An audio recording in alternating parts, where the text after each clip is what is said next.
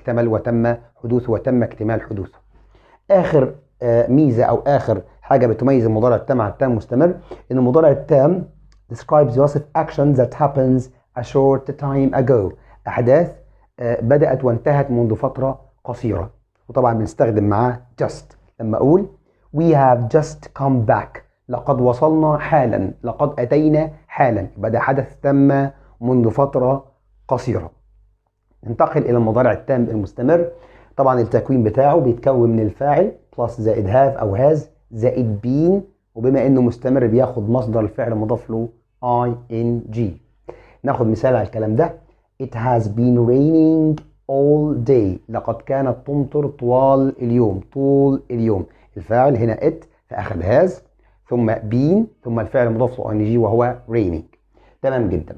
طيب ايه اول ميزه بتميز المضارع التام المستمر بقى عن المضارع التام؟